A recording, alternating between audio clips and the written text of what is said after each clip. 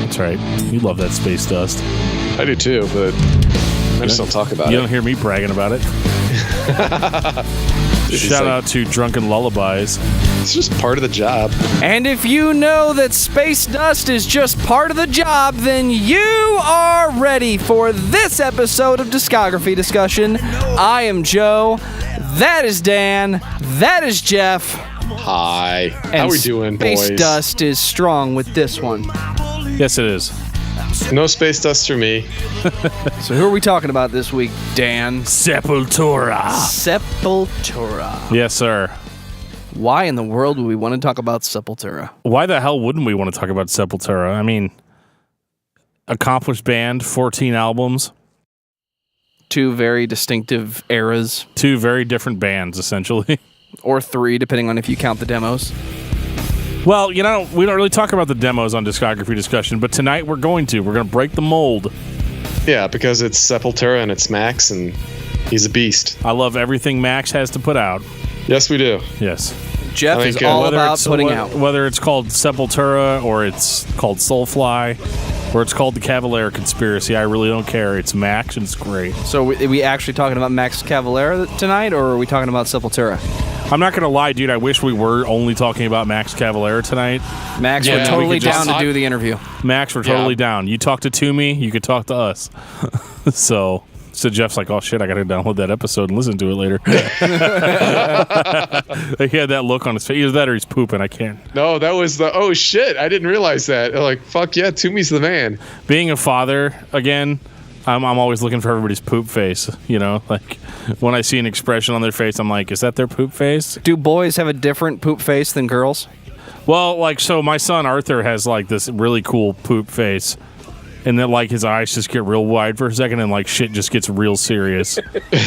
Because that's what's happening. You know, his shit is like, literally... He's like, oh, my God. Oh, he's oh shit. He's concentrating every single bit of energy in his tiny body into this expulsion of waste, you know. Well, since I can't top that segue, I'm going to go ahead and say thank you to everyone for listening to this podcast.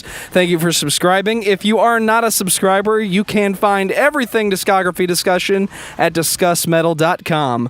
We are on Google Play. We are on iTunes. We are on Stitcher. We are on TuneIn Radio. So if you have an Amazon Echo product, you can say to it, Alexa, play the latest episode of Discography Discussion, and she will. We're also on Facebook and on Twitter at Discuss Metal. Be sure to like, favorite, and subscribe. It really helps us out, and it lets us know you're listening. And Dan is going to tell you all about the importance of 5-star reviews. 5-star reviews are cool. It helps a little podcast like ours get bigger. It makes us more notable to iTunes people. And if you like our show, give us a 5-star review. If you don't like our show, give us whatever review you think we deserve. If you feel like supporting the show financially, you can go to patreon.com/discussmetal. We have some sweet perks. If you don't want to do that, that's cool too. You know, tell your friends, leave a comment, retweet our stuff. And give us your money. Well, I just said we don't have to give us our money. Or drink high brew coffee. No. High brew coffee. Or give us your beer, give us your coffee, give us your money. That's all. It's all currency to us. We're happy with any of those three. We are, really. Geoff is all about the atmosphere and the free shit. I'm not opposed to free shit, but, you know, I didn't just become a father. I like free shit. Luckily, your son has a great poop face. Very much so.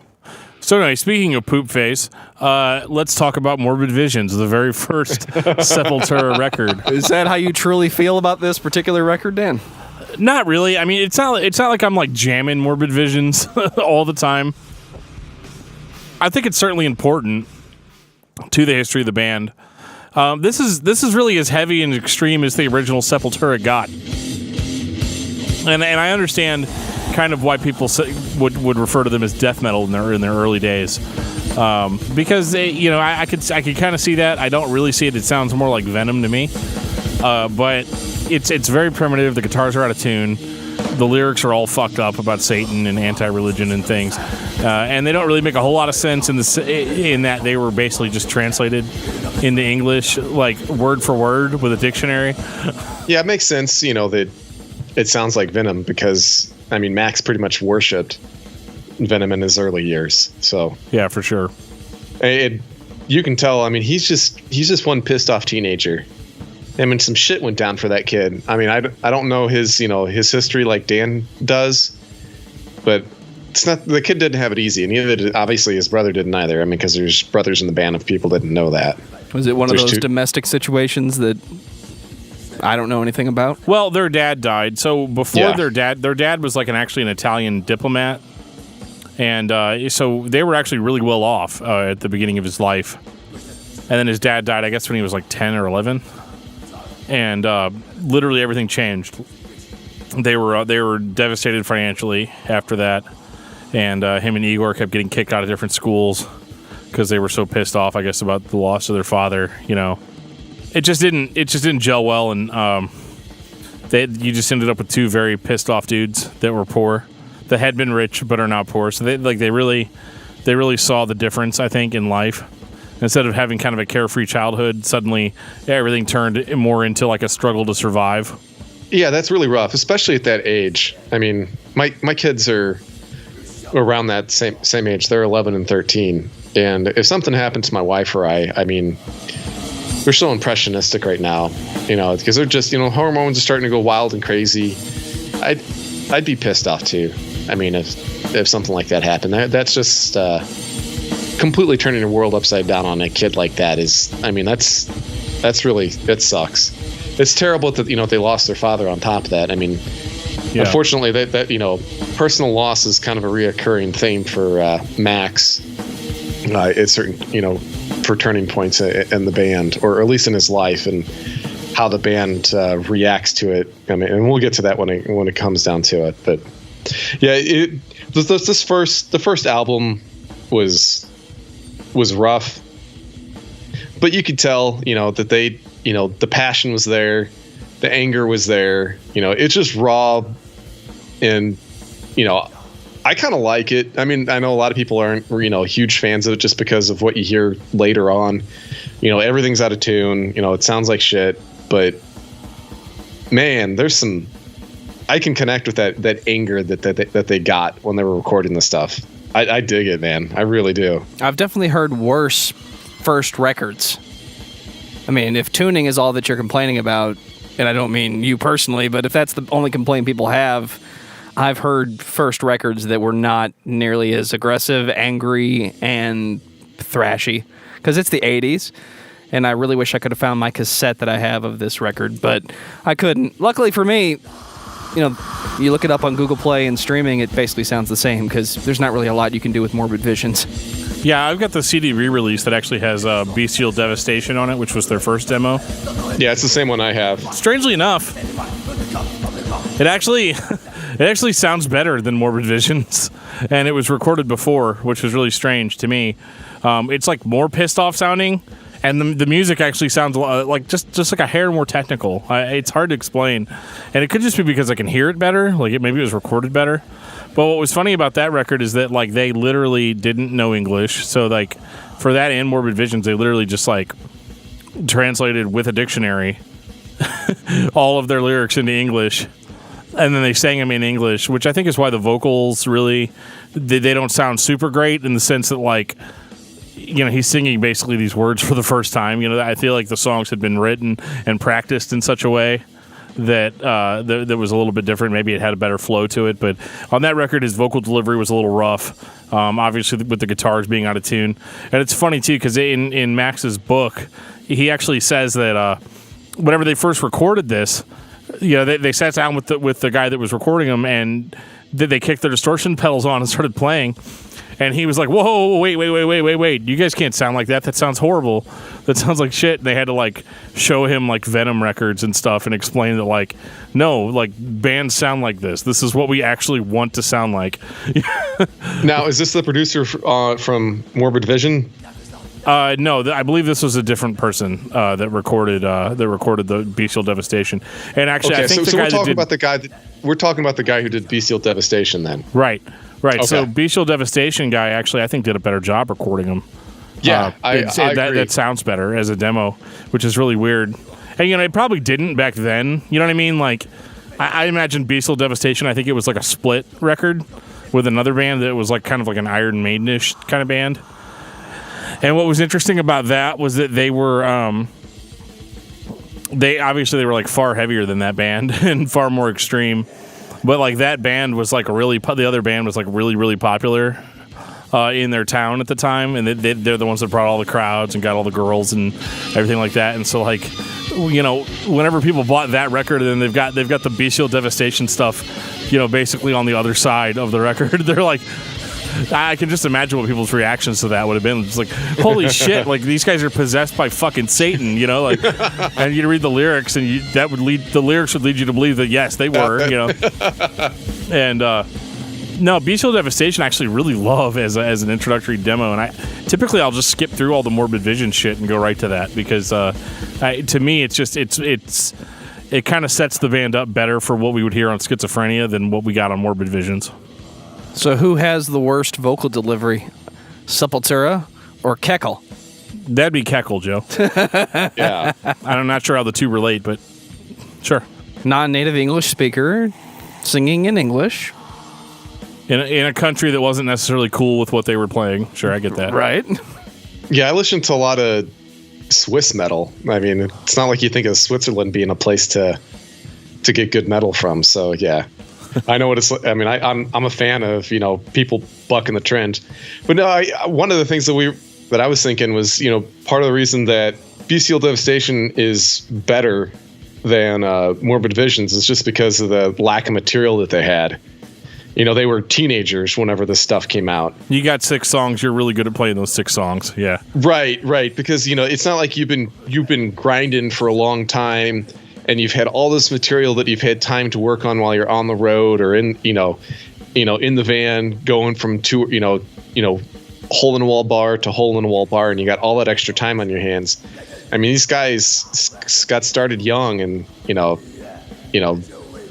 you can only you only have time for so much. Sure. So I think that's part of the reason why too. I mean, I think their best shit was on Bestial Devastation. Then Morbid Visions was, they're like, oh shit, we got to record stuff for real. This is a full length album. We got to get going. With the exception of one song. Do you know what song? You're gonna tell me. What song is that, Dan? Troops of Doom. Yep. That is a Sepultura song that doesn't even fucking belong on Morbid Visions. Like, it is so much better than the rest of the material on that record. And even better, I think, than the Bestial Devastation stuff. And it would give us a preview of what we would end up getting on Schizophrenia. 1987, Schizophrenia. Standout track for me is Inquisition Symphony. The instrumental? Yes. Really? Yes. Okay. I have a soft spot for it. Okay, it is a soft spot on the record. Ooh. So, Schizophrenia, this is like Sepultura's first real record, right? I mean, this is actually melodic in places like we're hearing now with Inquisition Symphony. And what's weird about this record is that, so it's not weird, but so they had a totally different guitar player on this. And my God, does it show. This was Andreas Kisser, and this dude was a badass of a lead guitar player. Blew the other dude completely out of the water. You're big into Inquisition Symphony. That's not my thing. I probably think To the Wall is probably my favorite, and of course, I mean, from the Past Comes the Storms. I mean, that's probably the most popular song on this album. I mean, there's some other stuff I like. I like The Abyss. I mean, it's just like a short minute, fun, stupid shit. But I like this whole fucking album, man. It's just like, it's in your face. It's straight ahead. It's such a huge step up. Yeah, it really is. From Morbid Visions. And it's, a little softer. I say that really weirdly, but like, I mean that it was better produced, and it was definitely more straight ahead thrash metal. I just said The Abyss. I mean, that's all acoustic guitar shit, but I love it. It's one of those things where the band was expanded much more musically.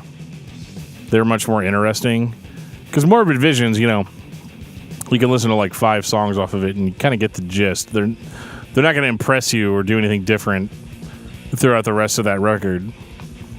Schizophrenia is the complete opposite of that. There's a lot of different shit going on, and it reminds me a lot of Metallica's Ride the Lightning, in the sense that it's more melodic and expands the sound of the band in such a huge way. And it's definitely not hair metal. Yeah, I'm glad that you said that, because I totally get that vibe too, Dan.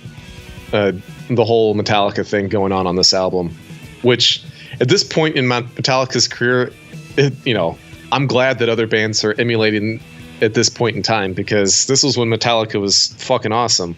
You guys like R.I.P. as well? I think Rest in Pain's way up there for me too. Rest in Pain, The Abyss. It's a good one. This is a perfect album for me, honestly. Yeah, you have said isn't this your favorite album from them? It's not quite my favorite, but it's up there for sure. Okay. Spoiler alert, Dan's favorite is Roots. No, it's not. Okay, I No, tried. it isn't. I'm guessing that if it's not this one, I'm guessing it's going to be the next one. If it's not this one, You might be right about that. So this is a great fucking record. It's an hour long. It's thrash metal. It's melodic. It's heavy, and there's a certain energy to Sepultura that I think bands like Slayer and Metallica lack. It's not that those bands aren't energetic, but this is like thrash metal played twice as fast, but without missing a beat. The energy, the raw energy that was on Morbid Visions is still captured here, and that's kind of where I get that Metallica comparison from, because if you compare Morbid Visions to Kill 'Em All, I mean obviously there's no comparison, but from an attitude perspective, I think Morbid Visions was kind of their Kill 'Em All, in the sense of look at how badass we are capable of being. And then on Schizophrenia, you've got more of okay, we actually want somebody to put this out. So, well, they weren't. They're growing up. I mean, they were, kids when the first few albums come out. So, I mean, Sure. that gets it. There's a maturation process. There's only a year between Morbid Visions and Schizophrenia. There's only a year between most of But these there's records. one Andreas Kisser in between. Yeah, there's Andreas Kisser, and then you also. I don't know about you guys, but there was a big difference for me between 17 and 18. I mean, the later you got into your teenage years, the more serious I got, at least. Yeah, I mean, me and Joe played music when we were kids, and definitely got better over time, and that's, I don't know if we got this much better over time, but they kicked ass on this one, and it's no surprise that the band became much more popular internationally after this. Now, here's a question that'll be better answered later. Why is Sepultura always excluded from the great thrash metal band list? Obviously, people consider the big four to be Anthrax, Metallica, Megadeth, and Slayer. Because they're fucking stupid, that's why. I think the answer, besides that one, Geoff, is that Sepultura became a different band later. And I would argue, if that's the case, Metallica so did didn't, Metallica. and so didn't. Yeah. I mean, the only band I can think of that didn't change in a major way out of the big four is Slayer. Except for that Yep. one time, but we don't Except for talk that about one that. time, but fuck that. That was one album. Whereas, Slayer now sounds pretty much like Slayer back in the late 80s, But so I think with Sepultura, I mean, obviously I would have no problem swapping out Anthrax for Sepultura in a heartbeat. As far as the big four of You are thrash. not a fan of Anthrax, that is true. I'm not a huge fan, no, and we'll have a Pantera level discussion on that at some point as well. But I would have no problem at all swapping Anthrax for Sepultura, just because of how good their thrash output was. But I would say probably the reason why they were not included in the big four is, I mean, if you look at Morbid Visions is not a great thrash record. Schizophrenia is a great thrash record. Beneath the Remains is a good thrash record, and Arise is a good thrash record, and that's it. They moved significantly away from that on Chaos AD. So I would say if you look at the band's output from here to there, I think Sepultura was almost just too modern for to be included in the classic list of thrash bands. And part of it too just boils down to the fact that they were an international band. And I think some people just didn't connect with them on a way that they would connect with an American band. Because people are dumb fucks, and that's well, you just hit the exact reason on why I don't think they're part of the big four. As I was going to ask, where are they from? Brazil. I mean, that's the, in my opinion, that's the only reason why. Sure, did they move in a completely different direction? Yes, but progressively, so did the other bands too. So outside of Slayer, of course. Right. I mean, after Injustice for All, Metallica wasn't playing thrash metal anymore. No, they weren't. So, I mean, and they're considered part of it. So if you're going to put Metallica in that conversation, you got to put Sepultura in it just for the same reasons. It should be the big five. I'm totally with Dan. I'm not an Anthrax guy at all. They're just not my cup of tea. I don't know. You release a song called "I'm the Man," dude, bro. Dude, you're not. Yeah, but anyway. So 1989, Beneath the Remains. Oh my God, Beneath the Remains. All right, we got to make this one quick. Otherwise, Dan's going to be talking about this album for the next 2 hours. Holy shit, Beneath the Remains. Have you ever been fucked by riffs, Geoff? Because that's what this album sounds like. You're being fucked by riffs. I thought that was Chaos AD. And you love it. It's kind of like being attacked by somebody in the street, and like you're not into it at first, but then like at whenever you get home and really think about it, you kind of enjoy what they did to you. Hey! We promised him we wouldn't talk about Josh this episode. Okay, sorry. Anyway, so yeah, Beneath the Remains is like it makes Schizophrenia sound like shit in comparison, and I said that was a perfect album. So like this was. I mean, like, fuck Slayer. Like, after listening to this, I mean, this album, when we were talking on the Pantera episode about, Geoff described, when he listens to Dimebag play, that it sounds like, he feels like he's invincible. He feels like he's like a total monster. That's what Beneath the Remains is for me.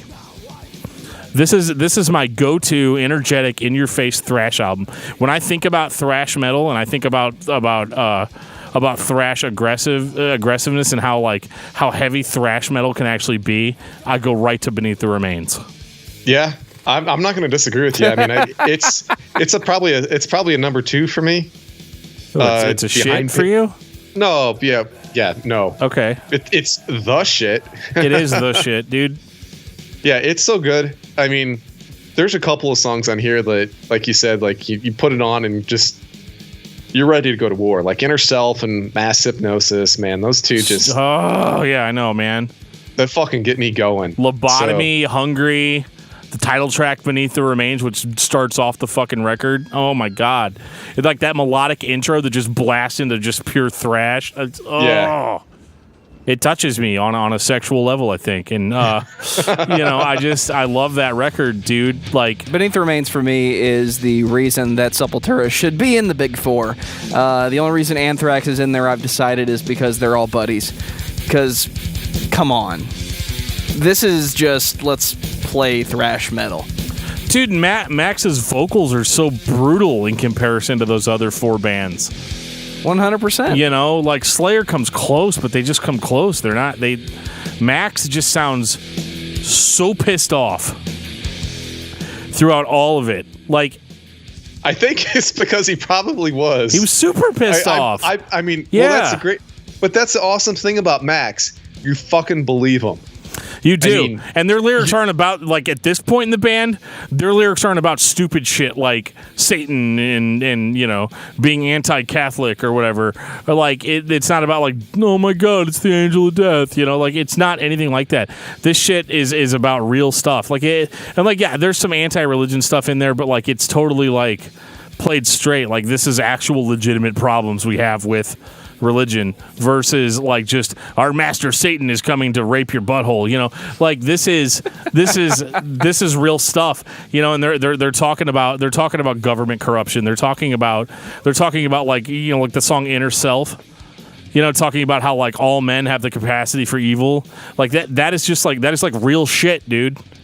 And like I don't feel like any of the other thrash bands were talking about like real life stuff that actually affects us, like actual coherent things, like tangible issues.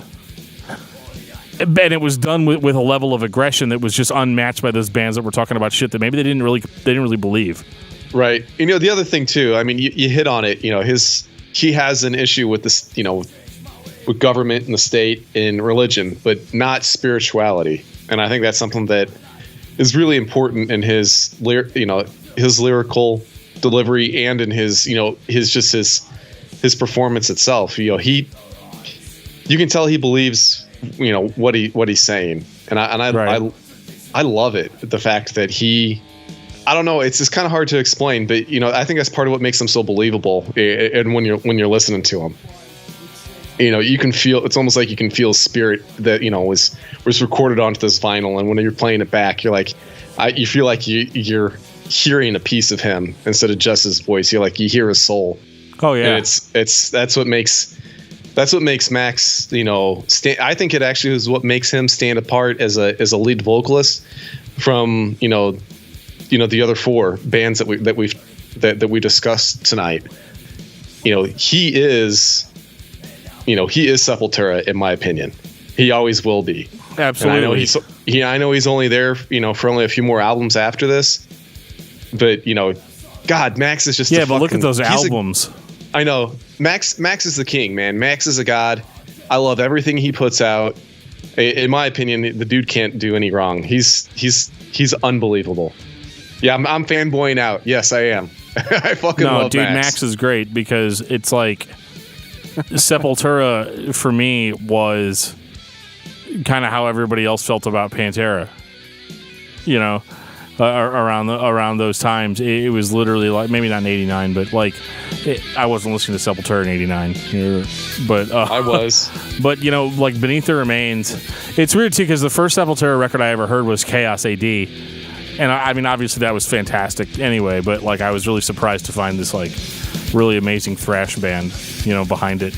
And that was what was really the most enjoyable for me because I listened to a lot of this shit in reverse order. Like I think I went to Arise after I went to Chaos AD, and then I got Beneath the Remains and then Schizophrenia, and then I go all the way back to Morbid Visions. I'm like, what the fuck happened? You know, it was getting better and better to a point, you know, and yeah, so it's weird with Beneath the Remains because I feel like where it's at, if they had quit, if the band had quit after Roots, you know, like I feel like that's Beneath the Remains is like the perfect like height of the band. It's like they're in Justice for All, you know. It's well, didn't he want the band to end after Roots? Well, we'll get into that a little bit. I read Max's autobiography before doing this, and so I got a lot of information from the man himself about that.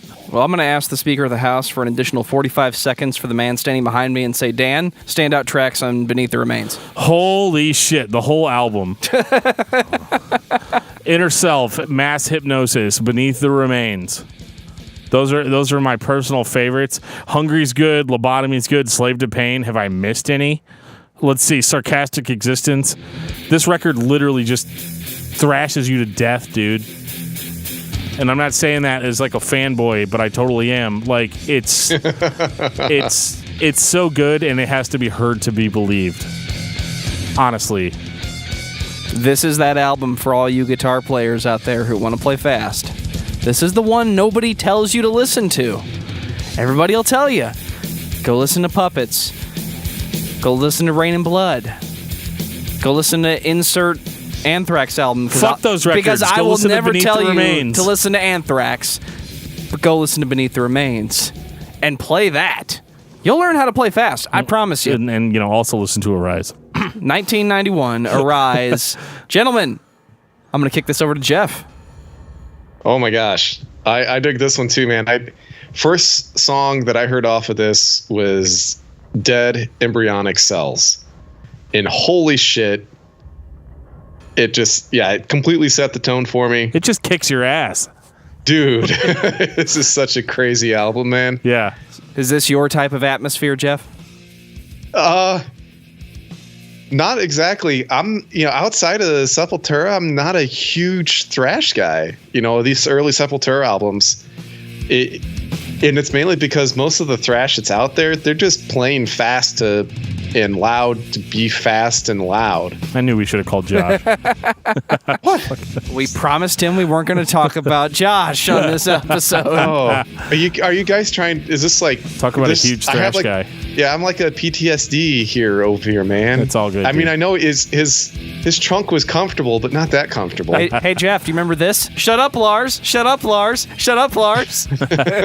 So, like, dude, Arise was like Dan has taken over the introduction. Dude, Arise yeah. was everything about Chaos AD that was good, and just pushed further, man. Like, how many bands do you listen to that are just assholes?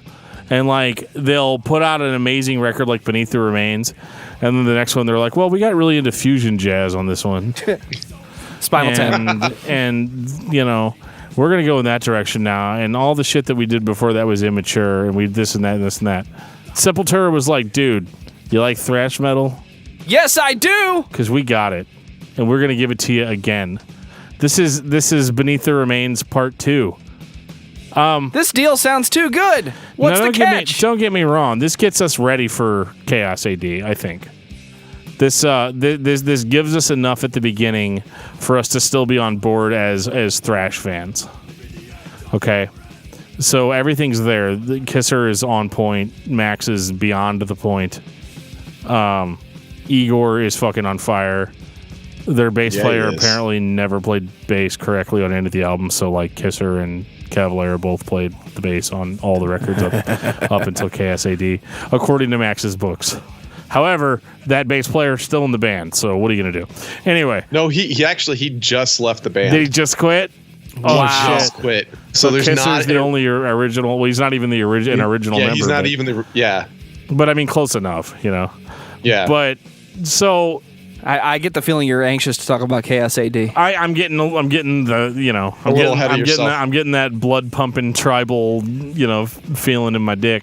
So there's you know, that's the thing about Arise is that it is a good bridge, but Arise was kind of like, I guess if like Beneath the Remains and Schizophrenia were too foreign for you, like you couldn't get past the kind of weird lyrics. You know, where there was a little bit of a language barrier. Arise was kind of like almost their successful American debut. I mean, Beneath the Remains was a huge record, and that can't be denied.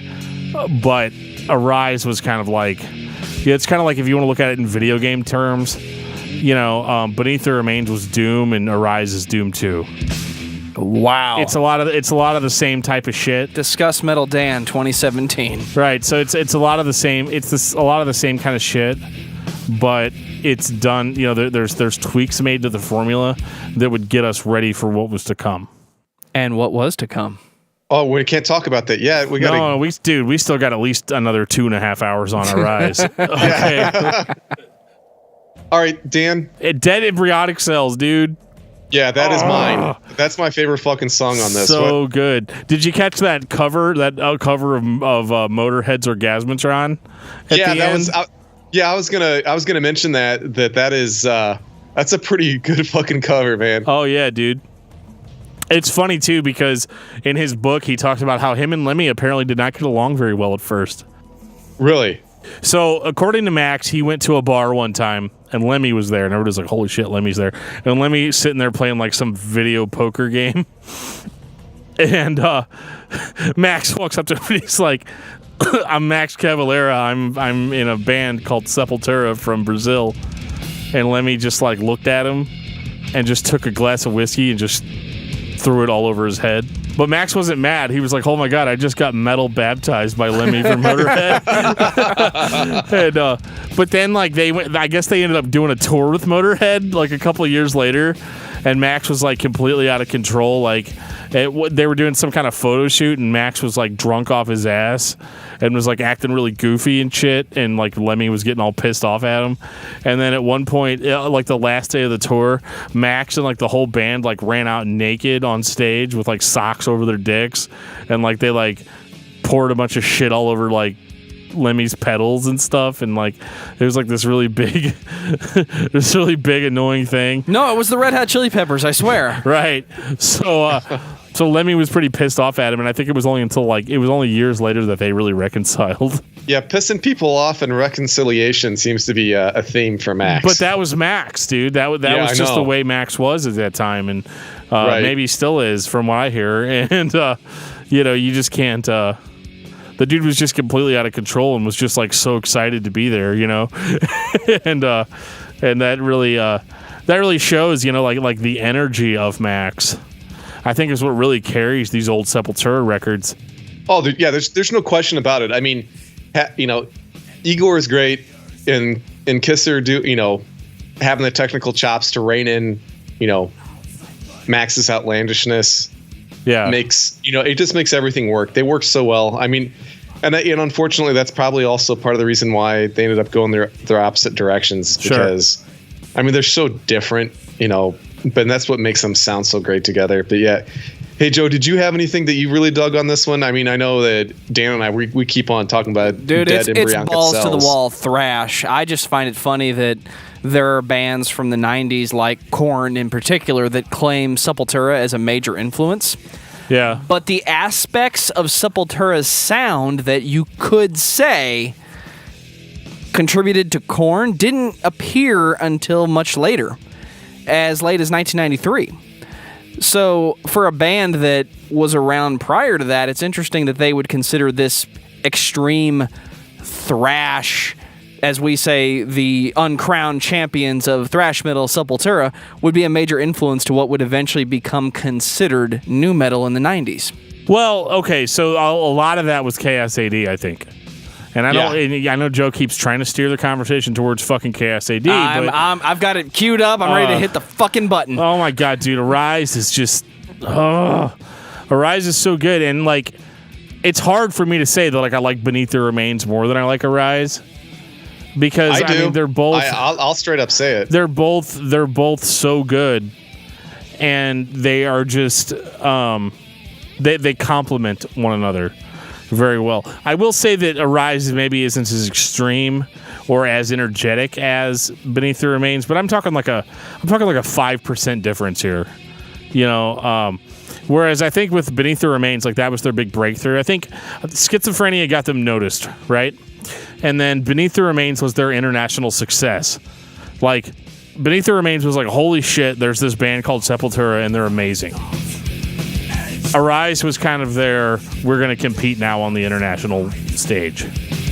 We're going to go toe to toe with these bands that we love, and we're going to prove that we have the chops to, in a lot of cases, be actually better than those bands. I think they are. They absolutely are. They were, and they are, or at least they are until 1996. Right. All right, Dan, I think it's time that we need to talk about KSAD.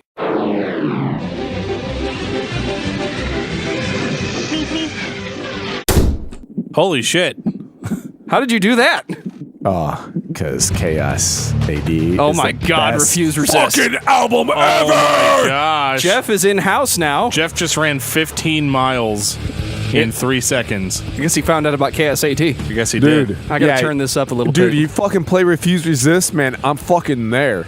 Igor is a fucking god on this album. It's always been about Max before. I mean, Kisser's always there because he's super fucking technical. Dude. It's not still about Max?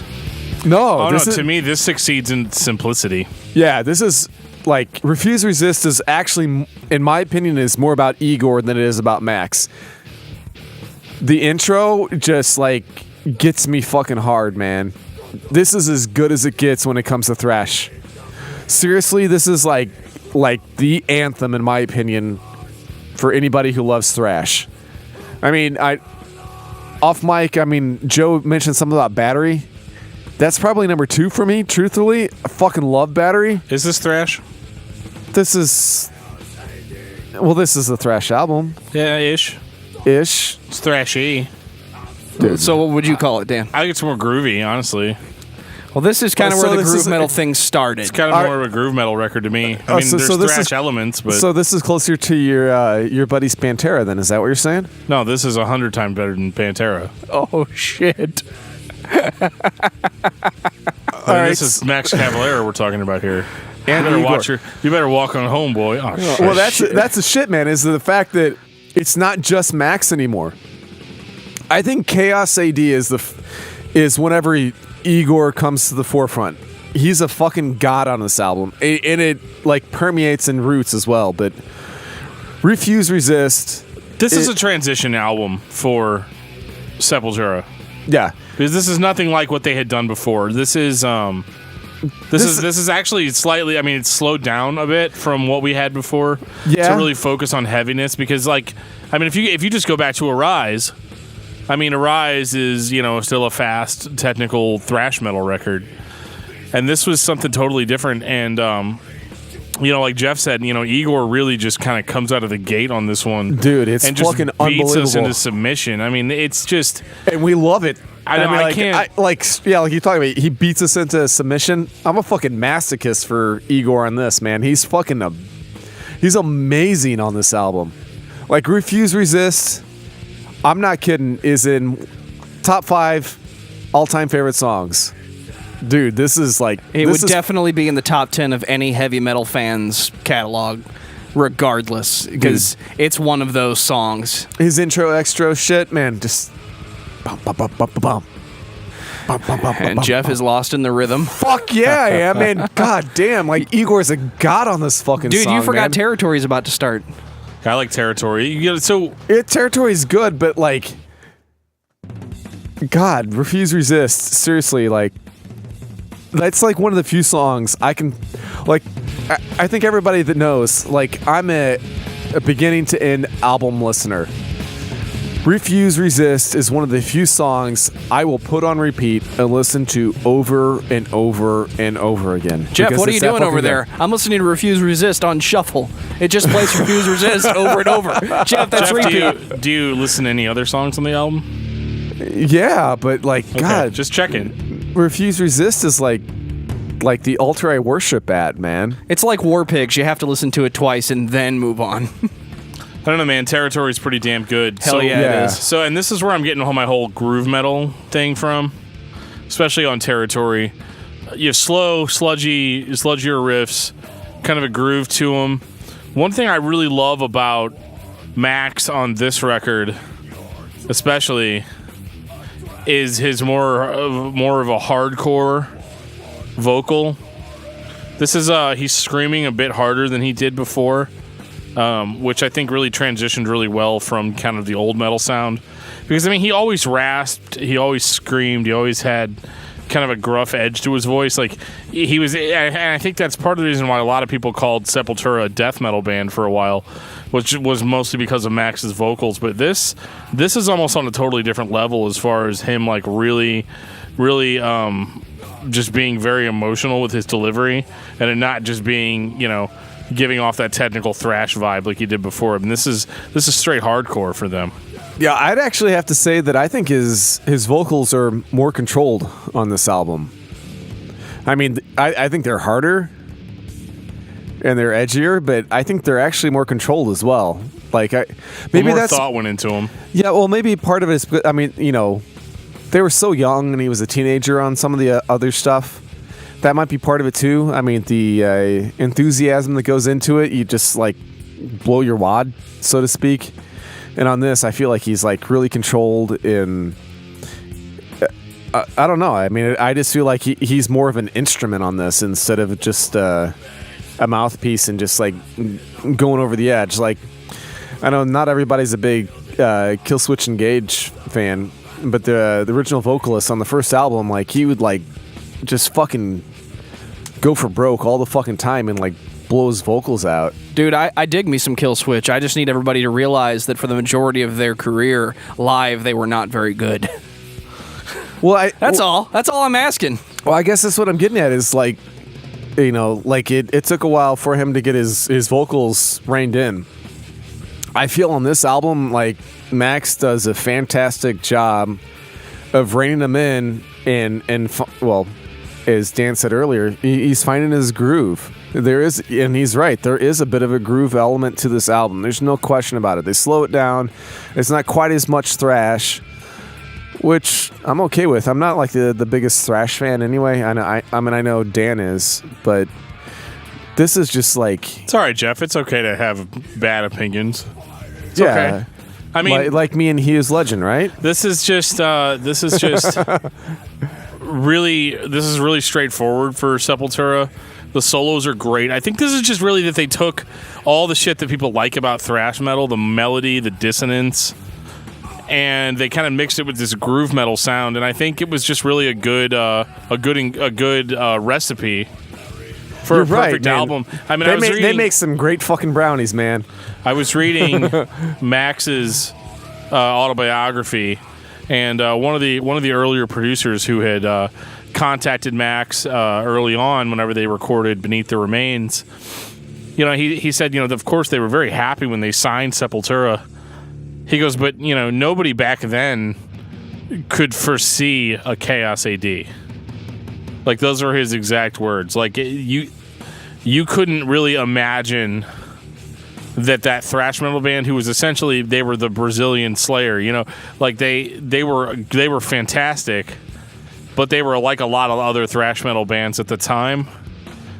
And so with something like KSAD, this is almost in a lot of ways the first super original Sepultura album where they were actually going to hammer out what that band sounded like, versus just being another thrash metal band who happened to be from Brazil.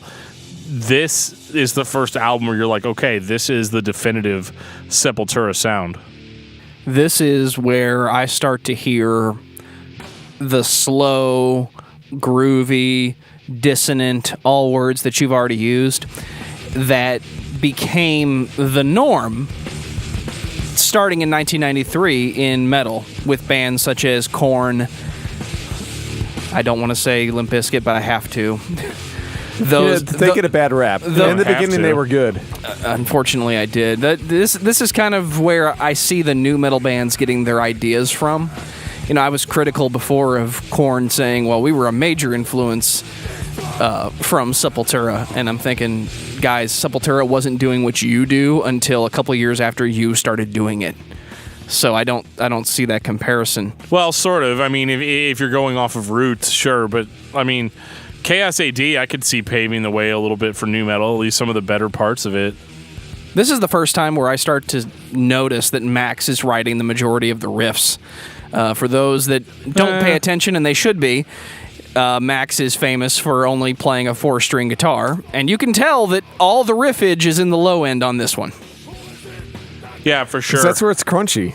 I dig it. I'm not saying it's bad. I'm just saying it's where we start to really notice, and this is really kind of where the stigma that followed Sepultura around of it being Max Cavalera's, brainchild. Where I'm like, Geoff, I'm like, come on, guys, Igor's in there too. Well, as we're gonna find out later, though, that kind of it really was the magic ingredient, because Igor was on several albums after Max left that weren't that good. He was Sepultura 13 years after or something like that? He was with Sepultura for a long time after Max left, but we're not there yet. We're still in the golden age. Yeah, this is still like heaven. The marriage is still fan-fucking-tastic. I mean, there's not a lot to say about Chaos AD with it being such a seminal record. It's not like you stole my word. It's not like I'm gonna say, I'm going to say something that you're going to be like, wow, I never really thought about KSAD like that. I mean, it's fucking perfect. It's fucking great. And it's one of those records that it's never going to go anywhere. I think it's going to always be considered one of the greatest heavy metal records ever made. Wholeheartedly agree on that. So is it time, Dan? I think it is. Oh, yeah, dude, this is my shit. Yeah, this is your shit. Really? I love Roots, dude. I do too, but I wish that we weren't on YouTube because I could take some time just to listen to Roots, Bloody Roots. Yeah, this is when a bit of funk finds its way in, a bit of a new metal sound. And that's not a bad thing. I think that fits the whole... It's bouncy. Yeah, because it kind of fits the tribal feel that Sepultura brings to the metal scene. So it works well. I don't know enough about this scene at that time to not ask this question. That's because you're a baby, Joe. I know. I'm an old try. I just had my 20-year reunion today. I can tell you're drunk. Yeah, we get it, Geoff. You're old. Thanks, man. I appreciate it. Did Sepultura pull from the times, or did the times pull from Sepultura? Oh, no, and they were just 5 years ahead of time? They pulled from the times. Okay. It's still badass as hell. Oh, it's really good. It's fucking amazing. But the other thing I think it's a bit of both, because I think if you ask a lot of the important nu metal bands of the 90s, they'll tell you that like Sepultura is like super influential to what they did, like Korn. right, but they're talking about KSAD, not Roots.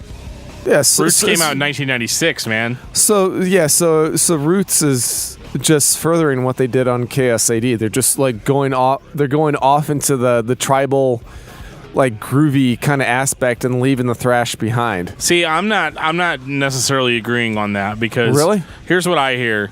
This is very and I love this record, so I'm not saying this negatively, but what I am saying is that this record sounds exactly like what it is. It sounds like the band that made KSAD started listening to shit like Korn and Deftones and said, dude, we got to get onto that. That's what this is. But you have to understand, it's still the same band, so their creativity, their level of professionalism is so much higher musically than the bands that I just mentioned. So why does Korn say this is done so well? So why does Korn consistently, especially Jonathan, like constantly say that Sepultura is like a massive influence? He's talking about KSAD. So the very first time I ever heard Korn's self-titled album, everybody told me that it was groove metal. We didn't call it nu metal back then. Right, because that didn't exist. No, but this shit did. So KSAD, like that record was a slower, groovier metal album. So yeah, I could see a band like Korn being like, shit, let's tune it down, let's get the 7 strings out, and we're gonna do that. Only we're gonna make it emotional and shit. So why can't Sepultura go from KSAD to Roots? Like, why can't they make that transition? I mean, because they've already hinted at it on KS. Well, they did make that transition, but there's definitely influence. But you're saying that they're influencing the people that they've influenced. I don't necessarily follow that. The world's a complex place, Geoff. It can actually. Oh, I know. I mean, they're going to and from. It can actually totally be true. So what? Yeah, they influence the nu metal bands, and then the nu metal bands influence them, because I get it's not like Korn's first record sounded like KSAD. But when I hear this, I think, okay, this is the Sepultura creativity. Because I mean, they're still a powerhouse. So you're saying even on Roots, I hold them at a much higher standard than I would hold a band like Korn or Deftones. So you're saying it's or even Soulfly. So you're saying it's the Sepultura creativity within the nu metal scene is what you're trying to say? Absolutely. This is Sepultura's version of nu metal. And I love it. I think it's better than nu metal. Here's my question. If Sepultura can evolve and adapt and still be heavy, and Korn can, at this time, also evolve and adapt, because this is kind of the same time where Follow the Leader came out a couple of years later. Why did Slayer fail so hard with Diablos in Musica? Because Slayer's not Sepultura. Because Slayer is not a band to just... Well, Slayer didn't transition out of thrash metal like Sepultura did. They just tried to tune it down and be slow. Slayer was just Slayer, stock Slayer, all the way up until that record. And then it was like very jarring. You know what I mean? It's not like Roots is that big of a jump from KSAD. It's a little bit slower. It's a little bit groovier. It's the pinnacle in most people's eyes of the music that Max Cavalera wanted to make. And, it's hard for me to give credit to a lead singer for influencing the music that much. But he was a principal songwriter. He was a principal songwriter, and we all heard Soulfly. And unfortunately, we're not going to be able to touch on Soulfly tonight. But I know Dan's going to try it anyway. Conspiracy. We will. Oh, come on, guys. We're going to have to take a detour. Yeah. Seriously, Cavalier Conspiracy is one of my favorites right now. So why are we doing Sepultura instead of Max Cavalera's discography discussion? One thing because it's a Sepultura discography discussion. We will get there. One thing about Roots that I really enjoy is all the tribal elements. I agreed. Because they'd hinted at this a little bit on KSAD, but it was really fully realized here. really, I mean, just to hearing a lot of the tribal beats, the chants. I mean, at one point they're actually out in the middle of the jungle, actually, recording with natives. It's just really, it's very culturally significant for metal because they're really. That's very good phrasing. Yeah, there really aren't a lot of culturally significant metal bands. I think a lot of bands that sound like this try really hard to sound like American bands. And Absolutely. Sepultura was very Brazil on this.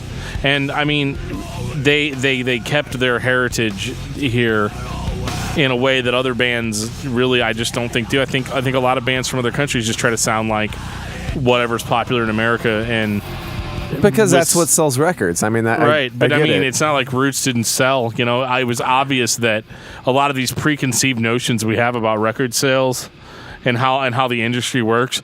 Because I wouldn't have bet money that this would have been successful in America, and it was huge. Yeah, there's something to be said. Like you hit the counterculture movement, and you give the finger to the establishment, and you just do what you fucking want to do.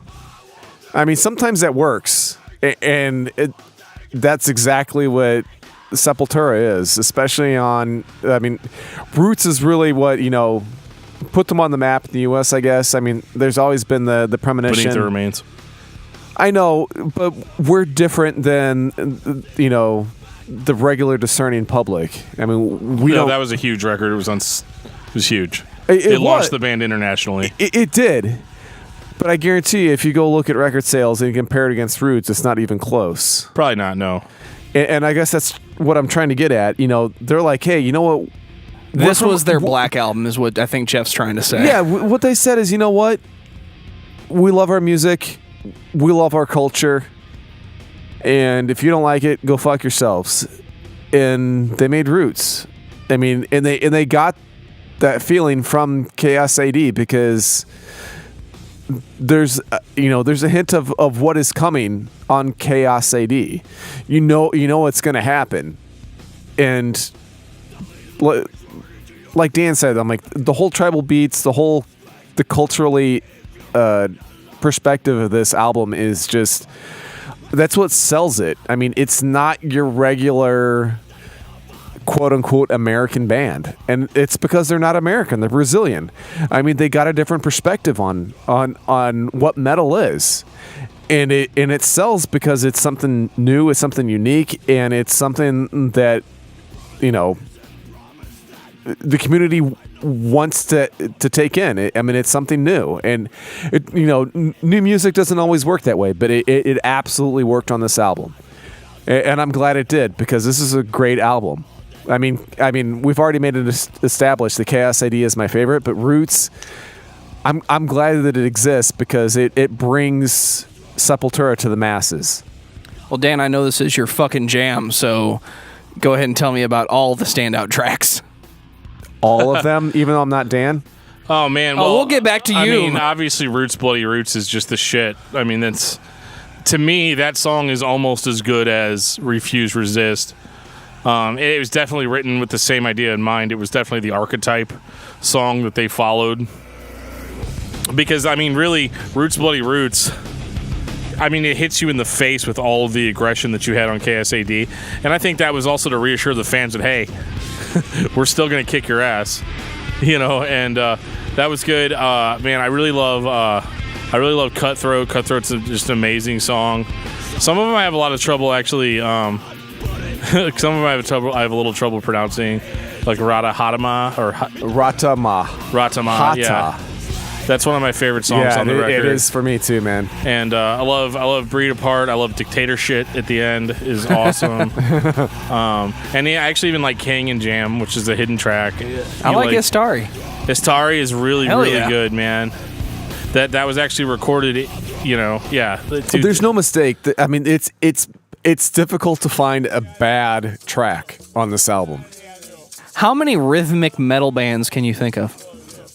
Meshuggah, Soulfly. Sepultura. Wait. Same guy. Living Sacrifice. Right. There's a lot. I'm just saying it's not something that everybody does. And at the Well, time, they were the especially only ones doing it that I can think of. What was this, 96? My wife told me that this sounds like a metal band is playing in the jungle, and that is pretty much what it sounds like. I mean, straight up. Dude, superficial, but it's totally true. I think your wife just gave them the best compliment they could ever get. That's exactly what they were going for, I think, and they nailed it. And if everybody thinks that, because I know your wife is not necessarily the discerning metal fan, so yeah, if they can get across to her, that means they did their job. It's actually kind of funny about my wife because she talks to people, regular, especially when she was in college, and just being with me at the time. It was so funny when she'd meet guys, and not me, like she wasn't like meeting guys, but like she would talk to guys, and they would be like, "Oh, well, I listen to real metal band like Papa Roach and stuff." And my wife, she's like this little tiny thing, and she's just like, "Well, that's not like really metal though, is it?" It's so funny. Because my husband, he listens to Sepultura. Yeah, my husband listens to a shit ton of Sepultura. And death. Yeah. And a lot of death, yeah. Oh, yeah, what about Pantera? Fuck Not Pantera. as much, yeah. Oh, wait, no. I don't mean that. I just mean fuck Stay on Phil. track. Stay on track. Okay, Fuck so Phil. Roots is really great, man. And, it's such a good record that it's literally one of those, I don't even have a lot to say about it because it's, what do you want? I mean, it's pioneering. And honestly, I'm very partial to Beneath the Remains and Arise and even Schizophrenia, but if you only had to get 2 Sepultura records, get Chaos AD and Roots, man. That's going to give you your best bang for your buck. Yeah, I mean, even the scatting that Korn is famous for, I think came from this. I don't know, dude. John Davis was doing it before this. Yeah, he was doing it on Twist and stuff. Absolutely. I don't know. Maybe it's just because I like this song. I know. Sorry, man. This is a great fucking song. They're all great. This is not a record that I skip songs on. No, this is a cover to cover album. Which is funny because after this album, I pretty much skip entire records. Oh, dude. All right. So what happened? What happened? Kisser is a dick. That's what happened. And the rest of the band followed, minus Max. I know the whole story, but yeah. No. I want to hear. Since Dan knows this story, I'm not going to get too deep into it. You should. Not a big secret, but basically, Max Cavalera fell in love with the band manager. They got married, and she actually she'd had a son, and her and not Max's son, but a son that she'd had, I guess, with someone else. And him and Max became really good friends. And they were best friends. They formed a lifelong bond, And unfortunately, this person... So you're saying he became a really good stepfather? Yes. This person ended up tragically passing away. Officially, he passed away because of a car accident. But Max and Gloria, his wife, both feel like maybe there was something more sinister at work, and that he was killed. There's never really been any evidence to back that up. But if you ask Max today, he would tell you that he was killed. And actually, the very first Soulfly album is dedicated to his stepson. And it even says that those who have killed him will be brought to justice. So it was a big deal. And literally right after this happened, he ended up basically the band sat him down and said, "Hey, we don't want Gloria to be our manager anymore. We want to get a new manager." And this was literally days after Max, basically days after his stepson's funeral. And it basically went about as well as you'd think it would go. Which is shitty. No, fuck you guys. Fuck all of this. This is not an appropriate time to be bringing all this up. And they're like, well, we want to go on this tour too. We want to go on this tour. So I think he did one last tour with them. And then that was it. It's just fuck you guys, I'm out. But the weird part is that his brother Igor stayed in the band. And that's it. I mean, that's the Dan Notes version of what happened. I mean, and it's really sad. I don't even know what to say about it. I mean, it's just literally like pulled the plug on Sepultura for me. Well, you're not the only one. But they did continue. And they've continued to this day, as far as I can remember, with a consistent lineup. Well, there's no original members left. I mean, I guess Kisser's considered somewhat of a original member, and he's the last one in it, and that's because it's essentially Kisser's band now. But yeah, and what we got in 1998 as a result of all of this was Against, which is a lack of heart. Yeah, so on this record, you've got a new vocalist. Who's good. Oh, he's fantastic. I just don't give a shit. Because there's no heart and soul behind it. He screams. He sounds very Sepultura-ish. Sounds Max-ish. Yeah, Dan and we've had several discussions on later Sepultura, and it's just like you said, we're missing the heart and soul, which is Max. I mean, Max is what made the machine work. He's the one that pumped the oil or blood through the veins. I mean, he really was Sepultura, in our opinions. I mean, maybe other people feel differently, but Against it's technically good. It sounds like a good metal band, but there's no heart. It's all technical and no heart, and it replicates itself album after album after album. There's something missing, and it's the heart. Well, Against is a 15-song, 47-minute snore fest. It has energetic songs, and like it's a good metal record, but like that's not good enough for Sepultura at this point in their career. I don't know if you guys can really grasp what I'm saying here, because it's like, well, if it's good, right? But it's not good compared to Roots. It's not good compared to Chaos AD, and maybe that's not fair, but it's how I feel. Like, and again, I might even be more willing to forgive it if it was Max singing and playing guitar. But it's not. And so what you have is a record that actually harkens back a little bit more to Chaos AD. But it's like full of these weird like punk hardcore songs. And they just sound very just contrived. Like they just kind of shat out these ideas to fill up 15 tracks. I can't even come up with a metaphor to explain what I was thinking the first time I listened to Against. But I think this is what it was like to listen to Killing Is My Business by Megadeth the first time somebody had heard Kill 'Em All and realized that Dave used to be in that band.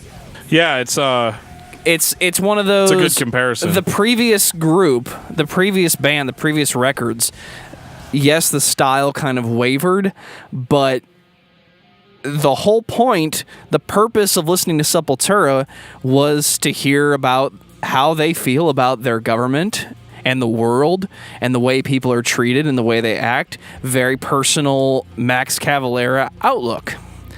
And now it feels like they're trying really hard to not just, all right, guys, so we got a new singer, we're going on, we need to all be happy about this. We all need to be proud of our band again. So let's change the feel. Like, let's not be so dark. Like, everybody thinks we're so dark after the last two records. It's almost like, let's do a happy record. A Sepultura version of a happy record. And it doesn't hit the same way. It's heavy. I like it. Well, we're listening to Choke right now, and it's got the tribal shit behind it, but it just seems so contrived at this point. It doesn't feel natural like it did on Roots. And it really stands out against the bordering tracks. Yeah, the atmosphere isn't there to support it. You're now entering Dan's atmosphere. Yeah. So you got Igor and nothing to contrast it against. Everybody here is technically proficient. Yeah. They're not playing bad notes or, screwing up, like there's screw-ups on the recording or anything, but it's boring. I could never just sit down and listen to this without falling asleep. It doesn't inspire you like Max does. That's really what it is. No, it doesn't make me want to get in a fist fight with somebody. No, it makes you want to, get in a circle pit and just dance around in a circle going, yay, look at me. And maybe that's okay. No, I don't feel that at all. It doesn't even make me want to do that. It makes me want to go like, yeah, hey, the drummer's good. I can feel what he's throwing down. The vocalist is all right, and the guitarist is technically proficient. Bassist is there, but actually, I think their bassist is the me. only original remaining member of the band. No, he just left. Oh, never mind. Kisser is as This close. just in. Yeah, Kisser is as close as you get to original member now. So, all right, guys, that's Against. Yay! I mean, I wish this was over, but It's not. So we got Nation. Nation is another 15-song album that's 51 minutes, and it's just fucking boring. Yeah, I'm over here yawning, and there's a reason for that. I mean, This one's Well, you worse did than, run all the way here. This Yeah. one's worse than Against, in my opinion. it is. It's not even as heavy as Against was, and it's just like slow. Like the songs somehow managed to not stand out even more than they did on Against.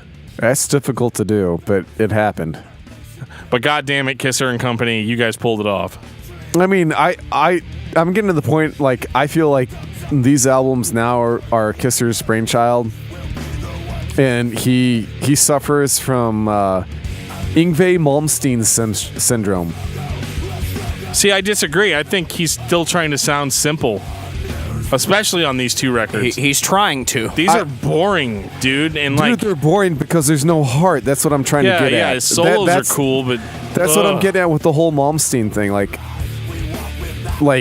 but Malmsteen would be Malmsteen- more entertaining than this. yeah, because it's great to watch on YouTube because he's like technically proficient, and that's exactly what Kisser is. Kisser is way proficient. There's no heart in It's a great word, proficient, isn't it? Yeah. There's no heart in anything that Kisser does, in my opinion. Like, but that's what made him so great whenever Max was in the band, is like they played off each other. You had those contrasts. As soon as that Max is gone, there's no more contrast. Well, and Derrick Green sounds really good and passionate on this one. Yeah, well, I guess we shouldn't forget about Derrick. Yeah, I almost feel like he really stepped it up on this record, but it just can't save it. I still don't give a shit. Yeah, I guess that shouldn't be lost. Like, it's not fair to Derrick because he's a fucking badass fucking vocalist. Yeah, but it's like, this is Sepultura, the great Brazilian metal band, and here's Derrick Green from Ohio. Yeah. If you'd asked me to review all of the Def Leppard records that came out in the past 15 years, my response to you would be One Arm? every single one of them sounds like Def Leppard. Sorry. I This couldn't help sounds myself. like Sepultura without Max Cavalera. I wish I could say I remember any of it. That sentence doesn't even make any sense to me, though. You know, I realize it doesn't make sense to you, but that's all I got. and it's actually I will say this, it's not fair to the band after Max leaves. It's so hard, and it's really not fair to be compared to Max, because, like, my God, he's like the embodiment of badassness when it comes to metal. And when he leaves a band, I mean, that's a huge void to fill. And having a Kisser and Derrick to try to fill that gap, I mean, It never mattered how good Derrick was. It Yeah, might have been more fuel for the fire had he been really shitty, yeah. but he's not. Yeah. I feel bad for him almost to a certain extent because, it's not like he's bad. It's just that Max is Max. I mean, he's like on another level. You feel what Max is throwing down, and it's not Derrick's fault. Derrick's a great vocalist, but you just can't, they just don't compare. Is this one of those times where they really should have just changed the band name? Oh, yeah. Absolutely. And then giving Sepultura back to Max Cavalera. Yeah, instead of Soulfly and Cavalier Conspiracy. I agree. Well, and I think Max told. I think it was Toomey that he told that he could have just taken the name Sepultura back at any point, but just didn't feel like it was right. So that's why he didn't do it. But that's interesting, that he could have literally just been like, no, the Soulfly album, that's the next Sepultura album. Fuck all you guys. But even then, I would kind of wonder, like, would we kind of have the same thing? Because I think part of the reason why Soulfly was so successful is, obviously number one, because they had Max. Yeah. Which is, the best person to have in your corner when you're starting a band. Yeah, the only time... But they... But like with Soulfly, I don't think anybody went in with the expectation that it was going to be Sepultura. And that's the battle that Sepultura is fighting, and they're still fighting.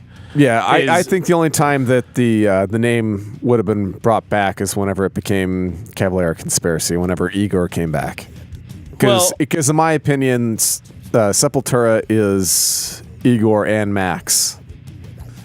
Well, and I think in 2017, obviously, you couldn't really do it because, Sepultura now has lots of albums out that didn't have Max on it. There's more Sepultura without Max than there was with. Oh, by a lot. And that's so there are people who like the new Sepultura. That's and just there's nothing not us. wrong with it, but it's just that they really kind of just. But I'm gonna just say it though that these first two records they did without Max were pretty bad. Like, they were boring. They had a lot of good elements, but I don't really feel like the songwriting was there. And the albums just bore me to death. It wasn't until Roarback in 2003 that I feel like the band started to actually sound decent again. You think that's when Kisser's finally starting to get his writing chops instead of Max doing all the heavy lifting? Maybe. I mean, because Come Back Alive, dude, it really kicks out of the gate. And honestly, the first time I heard this, I was like, you know what? This might be okay. You know what I mean? I might be like, fuck yeah, Sepultura, Roarback. You know what I mean? Like, I thought that for about at least 5 to 10 minutes. So the first track is what you're saying. The first track was great. And you're right. It's a good first song. And then it's just like, okay, I'm done. Yeah. Well, I mean, it builds up. It's cool, But yeah, it just, it's cool. It's a little new metal, but that's what we've gotten since Roots, so I can't really bitch about that. Right. I just thought that this was a lot more interesting than what they had before. They kind of went back to thrash a little bit, which I found very enjoyable. I think Derrick sounds good. This is where he really started to sound like Derrick Green. Yeah, he wasn't. Yeah, there was no more like, hey, let's try to sound like Max. Exactly. Yeah. I'm not really a fan, and never really have been, of the way he enunciates, because he has one of those I'm literally barking at this microphone voices. Well, there's certain types of vocalists, like Max. Whenever Max is screaming, that's just his voice. But like Derrick is a screamer, like I'm a screamer, in that he's doing a voice. He's doing an impression. There's pluses and negatives to both of those. Yeah, like Max, you could figure, like, if he's yelling at his kids, it's the same fucking voice. I guess actually the only thing that I didn't like about Roarback, even though it's a really great album, Roarback sounded a little bit too much like Pantera for me, and so I didn't enjoy that one as much. I don't know, dude. There's a song on here called More of the Same. An interesting concept there, guys. Yeah. But no, for some reason, Derrick sounds a lot like Phil Anselmo on this record. Still sounds good, but, I just, it was a little too Pantera-ish for me, so I just didn't care for it. Yeah, that's because you don't like Phil, but I get it.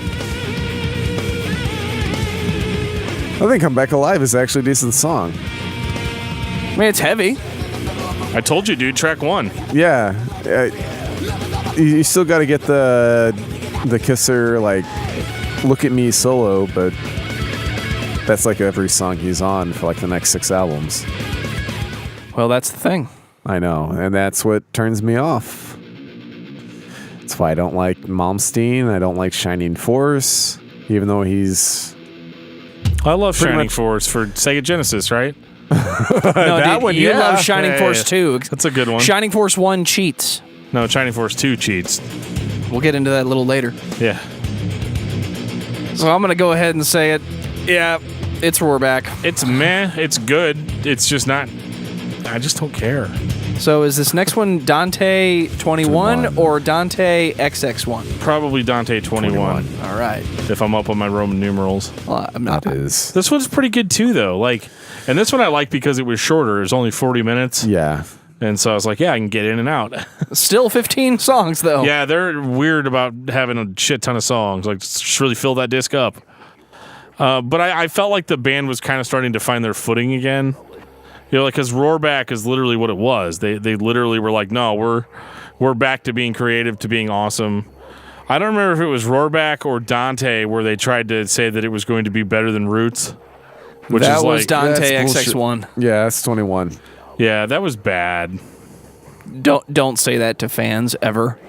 Let us make our own decision. Don't tell us it's going to be better. Don't even tell me it's going to be as good as. Like, I mean, just leave it alone. Just be like, hey, we got this new record out. You guys should totally buy it.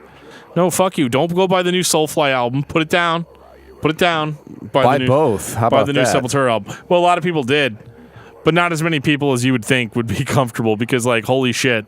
Like, Soulfly outsold Sepultura. It was like 5-1. It wasn't even close. Yeah, especially the early stuff. I mean, like, with Soulfly's self-titled album came out, it blew the pants off of Against. It was ugly. I actually kind of dig this album, to be truthful with you. What, Dante? Yeah, It's Dante's good. Yeah, Dante's pretty good. I don't really have a lot of complaints. They did start getting a little artsy-fartsy in here, which I think they needed to. Well, I was gonna say, like, that's more my cup of tea. Yeah. So I'm down with that. Again, it's kind of like, all right, guys, this is the new Sepultura. You guys need to just get on board because we're going to kind of go in this direction now. Because this is not the first. This is the first of several concept albums. Oh, you just used my favorite word. Yeah. You're now Concept. entering Jeffrey's atmosphere. Dude, I love that shit. I really do. I don't know, dude. I call bullshit on any band that puts out a song that's a blatant ripoff of a previous song.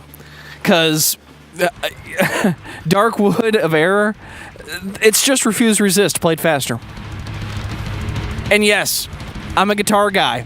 I know how to play notes and make them sound heavy. It's the same damn song. This is all about. This is not artsy. This is lazy. This is Igor being a badass. Yeah, this for the guitar side. Yeah, it's lazy. This is a. This is the vehicle for Igor. And Derrick sounds fucking good on this song too. I just don't think that the speed matches the sound.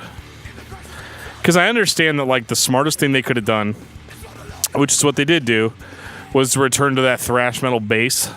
I just don't think it sounds good here. This is mediocre Slayer.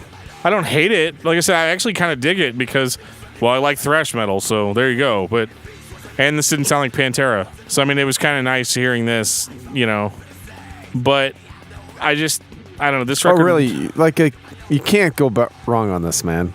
Drum solo is fucking awesome on this song. Right, dude, but... Yeah, Igor's a good drummer. We know that. We know Yeah. Ego's a good drummer. Dude, I don't have anything to say about this one anymore. It's good-ish, but it's not great. And that's the problem. You had 4, like, fantastic seminal albums come out, and everything that you do from then is compared to that. And you're not ever living up to that. That's the problem that Sepultura has going forward. Oh, but they named their next album after my buddy Alex. Aww. 2009. Alex. Shout out, Alexander. We love you, man. We really do. We're Like always a thinking lot. about you. We love you. Always thinking about you. I can't believe we have 4 records left. That's it. Shut your filthy mouth. Oh, Alex. Good old Alex. Talk about an album that's up its own ass. Ladies and gentlemen, rant incoming. 18 songs, 3, 2, 54 minutes. 1. Oh, no. It's not like that. It's not bad at all. As a matter Yeah, of fact, it's not an I In actually Flames enjoy rant. it. I actually enjoy it quite a bit. It's just... This is where my whole I don't care. Like I could listen to this, or I could listen to KSAD Again. And again, I have to fight this battle every time I listen to one of the post-Max Sepultura albums. It's like I could do that, or I could just put on something that I know that I'm going to enjoy from beginning to end.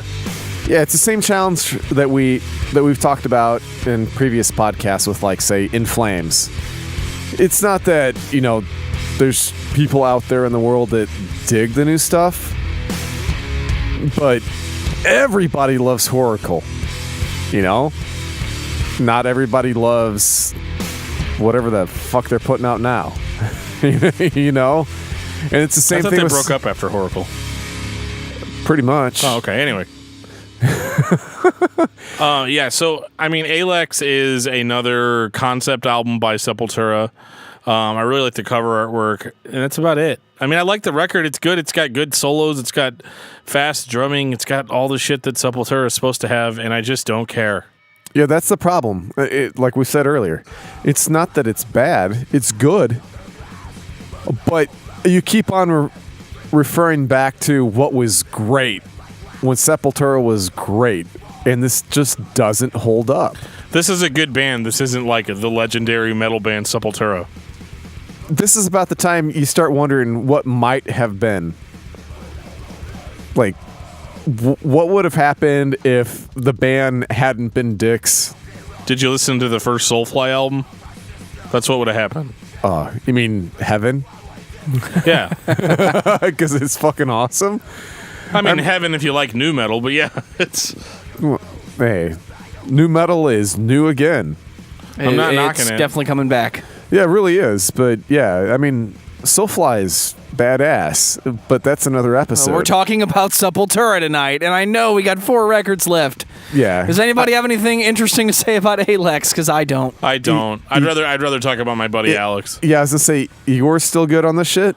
Yeah, I'm good. We're really sorry, listeners, if you're a big fan of the later Sepultura albums, because we are not. It's really there's no hidden agenda. And again, here. it's not even like an In Flames situation or a Metallica thing where like the later albums are so bad that we can still just shit on them and have a good time. We can't even do that here because these records aren't bad. I'll give them all the credit I can give them, but to be honest, I haven't listened to them much. I've listened to them only to acknowledge that they exist. I picked a couple of them up over the years. It's like, oh, cool, a new Sepultura album. And then I put it in and I was like, oh, shit. That's why I don't listen to them anymore. It's more of the same. We hit this peak and then we went down a step and we've just been hanging out there this whole time. Yeah, that's exactly it. They're good. I'll give them credit. Great. They're still making records. They're still touring. Yeah, instead of arenas, now they're doing like the hole in the walls. While Soulfly and Cavalier Conspiracy still goes to these massive metal festivals. Where they play Roots in its entirety. Yeah. I just want to see that show where Soulfly and Sepultura play together and both bands have to play Roots, Bloody Roots. Because that happens. No, it doesn't. No, it doesn't. I wish it did. Kisser wouldn't let that happen. I don't think they would ever be on the same bill. Well, that's true, too. That's because... And we said the same thing about Metallica and Megadeth, though, so... Yeah. I think that's because Max would knock Kisser the fuck out. I'm going to take a step back and say, why the fuck isn't Sepultura one of the big 4? I think it's because Max Cavalera is not in the band. Yeah. Yeah. Yeah, it's exactly it. I think it was Sharon Osbourne that said that if they hadn't broke like they did, they would have been the next Metallica. Oh, yeah. They would have been easily on the same level, if not more popular. I'll go out on a limb and say if Sharon said it, it's true, because she knows. She knows her shit, She man. really does. I mean, like, people give her grief because she's on The View and all that other stuff, but back in the day, I mean... this was back in 96, so... Yeah, I'm like... Probably a little bit more credible back then. Yeah. I mean, she had some chops, man. She was in when it came to management. She knew her stuff. Are we already on Kairos or Kairos? Kairos. We are. Do we need to stay there long? Not really. It sounds a lot like Alex. I mean, it's all right. It's decent. I mean, it's not but bad. Like 17 songs, and that's the problem I have with a lot of these is like I feel like if they were like 30 minutes each, like I could kind of get behind them. But they're all fucking so long, like so many tracks, and a lot of them are just like bullshit, like noodly bullshit. But That's Kisser for you. That's the problem, man. I think that he is the problem in the quote-unquote modern Sepulturas because, like you said, he noodles, and it's just a vehicle to show how proficient he is. Well, let's talk about the mediator between head and hands must be the heart, because... Talk about we kept the working title. It's an atrocious mouthful for a name of a record. I would have called it Head and Hands and called it a day. Yeah, so, I mean, it's a post-Max Sepultura album. Yay! Yeah, it's there. It's decent. Derrick Green sounds good, and Kisser plays the guitar real good. Igor's is not on this one, right? I believe this is Igor-less, yes. Yeah. It definitely sounds that way. I mean, listen to it. This person clearly has more energy. Is that like the only speed that Derrick Green screams at? That's because that's the only I'm really speed. Fucking tired of it, man. That's because that's the only speed Kisser tells him to go at. He's a really good singer, but holy shit, dude! Like, come on, like he's making a paycheck, man. Well, maybe it's an increasingly shrinking paycheck. I would assume this is almost a little metalcore. Yeah, it is. Yeah, I think that's what they were going for. It just kind of didn't work. There is an album that comes after this, and it's actually not even really an album, but it's like this little soap opera soundtrack, dude, and it's fucking badass. Like I was telling Dan about this a few weeks ago. I'm like, holy shit, this is actually really good stuff. It's for some soundtrack to some miniseries. It's like miniserie Dupla Identidade or something like that. We'll go with that, sure. Dude, it's really, really good. I didn't listen to that. I did. And in my opinion, it is the best post-Max Sepultura. And nobody knows what the fuck it is. And I love the shit out of it. It's fucking great.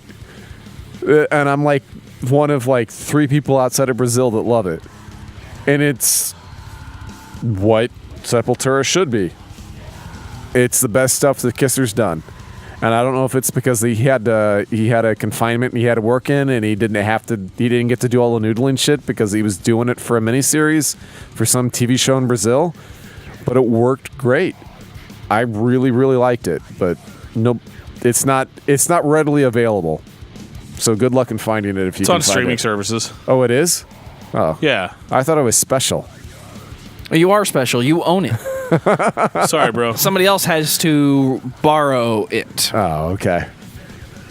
Okay, so this album's over, right? Yeah, and then it's Elder Gods next. Is that it? Machine Messiah. No, Elder Gods is a collection of cover songs. So, I mean, it's still good. It's Exodus and Sepultura. Okay. They play a really cool version of Zombie Ritual by Death. Yeah, it's really good. Oh, wait. So I'm liking it because it's not original Kisser material. Huh, imagine that. Well, yeah, I mean, it's fucking Chuck Schuldiner, and as we all know, yeah, man, we love Chuck. We all know the drinking of the ball sweat of Chuck Schuldiner that I partake in. So it's not just you, man. So this is showing exactly how you feel about later Sepultura. You'd rather hear them play other people's songs. Oh hell yeah, we would. Any day. Yeah, this is good stuff. This whole album's good. I mean, I like cover records when they're done well and it's done well actually. Covers are fun to listen to when they're done well. Yeah, I think actually it would have been way cooler to hear Max sing Zombie Ritual. But oh my god, yeah, but this is still good. This is really, really good for a cover album. I think it's really good. I mean, we've got some impending doom on here. Yeah, man. We got No One Will Stand. Yeah, don't go too far into it. You might get some Exodus stuff. I know, but Exodus is amazing. We're going to talk about them soon. Yeah, we are. Yeah, they got to be on an upcoming episode because they're really good. They're good. I mean, they're no Testament, but they're good. Hey, we only tease Testament to get Dan in the fucking studio. Oh, that was our mistake because now there's going to be Testament. I wear my Testament shirt every time we record this. Yeah, he's hoping one of these days. So if I showed up dressed for it, guys, come on. Yeah, if one of those listeners out there, you want Testament, you need to come and let us know, and we still got to do Intronaut. Maybe we'll do it for real. Yeah, Intronaut has got to be around the corner. That's a great band. All right, well, Fat Guy's back starting to hurt, so let's move this shit on.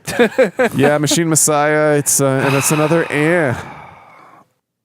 I wanted to like this record too. Dude, I did listened too. to this one probably the most because it was the newest.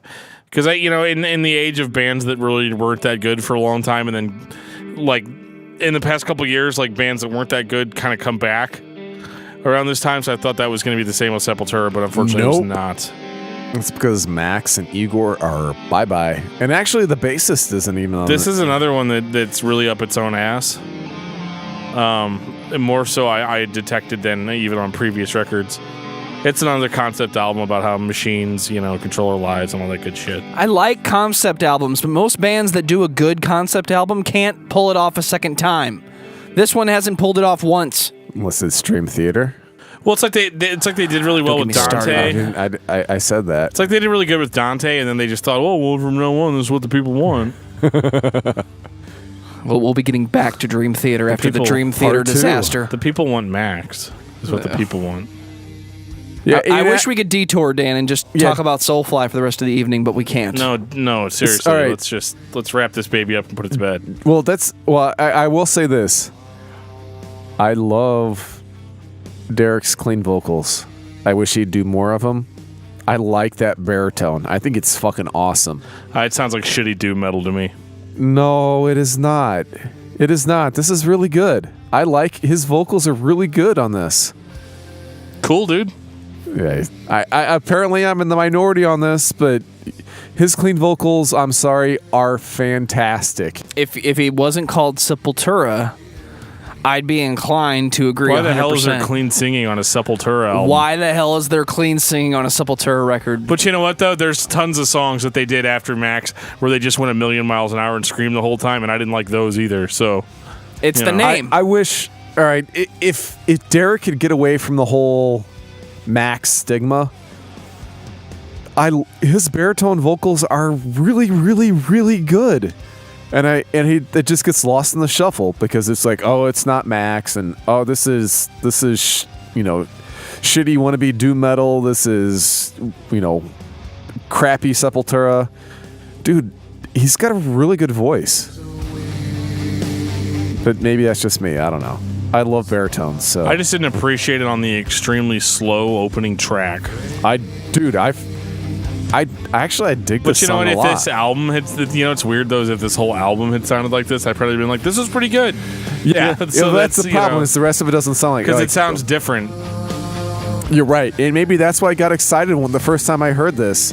Machine Messiah is a great song in my opinion, and maybe it's because it's not like the same in-your-face Derrick post-Max Sepultura that we're so used to.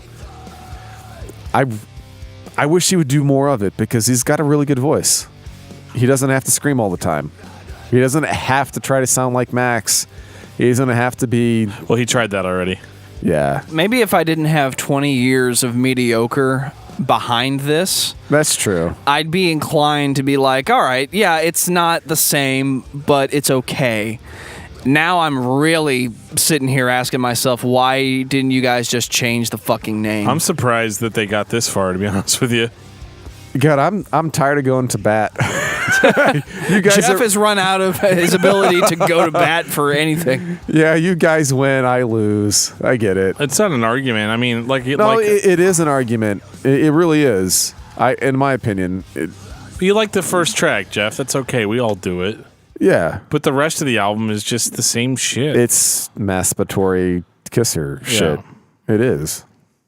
Well, final thoughts on Dibs on the band Sepultura. name, Masturbatory Kisser. Copyright 2017, discussmetal.com. All yeah. rights reserved. Should be the name of our cover band. For my final thoughts on Sepultura, I mean, it is the Caballeros. I mean, and obviously, Max more than Igor, but the two of them together make it work. And that's why the stuff they've done post Sepultura is really good. But I really wish that, and I've kind of hinted at this a bit, I like Derrick's vocals a lot. I wish that Derrick had more of a influence on how things went instead of Kisser. I think Kisser is the primary writer for arrangements and for the lyrics. If Derrick had more of an influence on that, I think things would be different.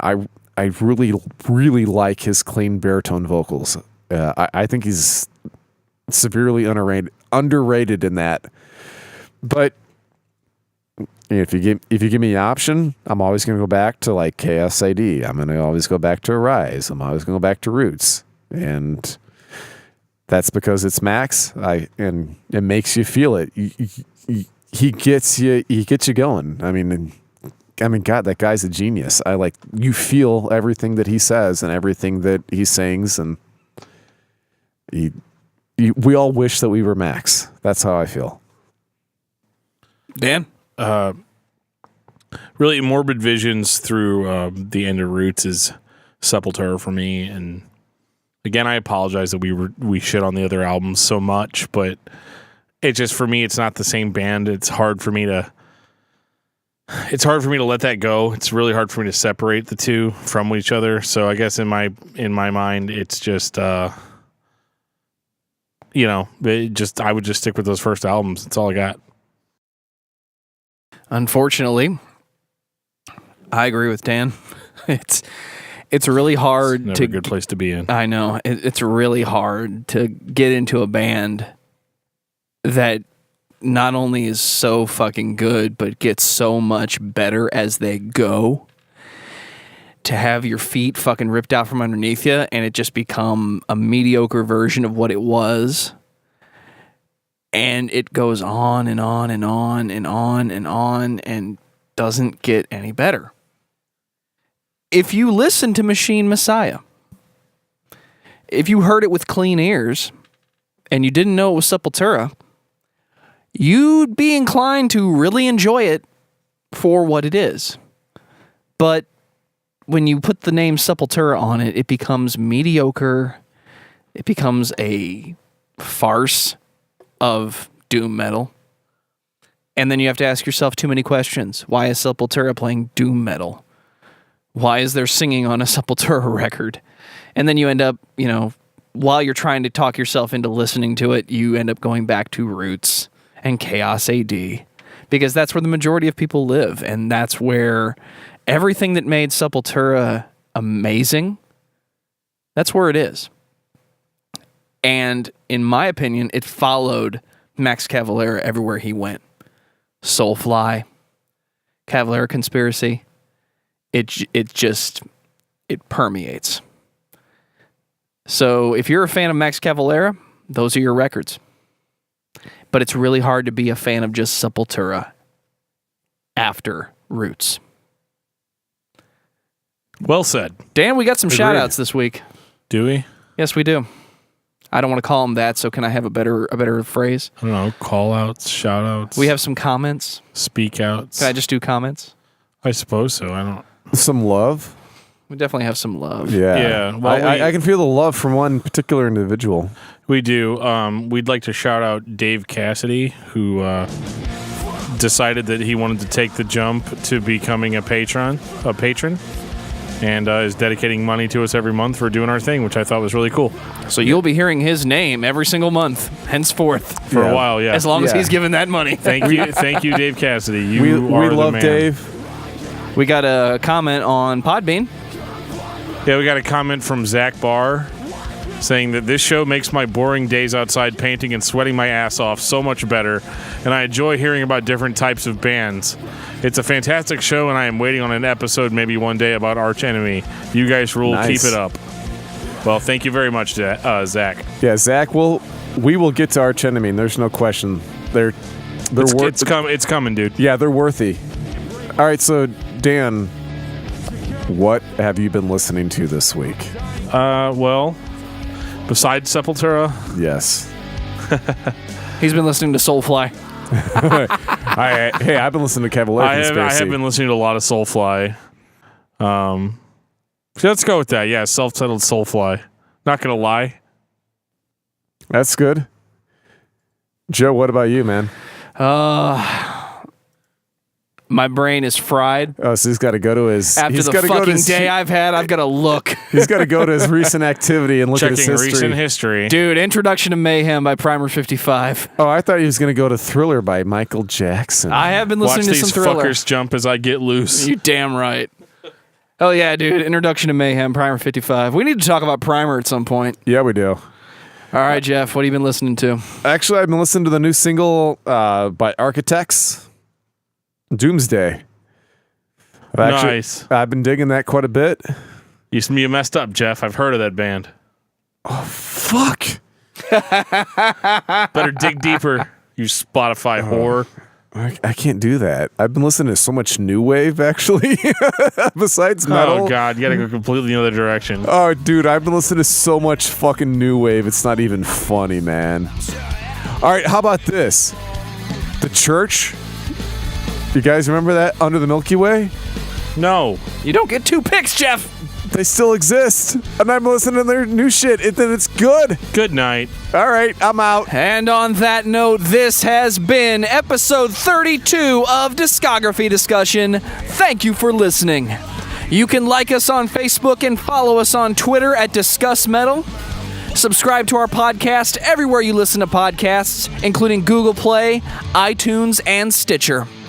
Visit discussmetal.com for all things discography discussion, and please send questions and comments to danandjoeshow@gmail.com. If you are not a patron, you can become one at patreon.com/discussmetal. We have some sweet perks. You have no money.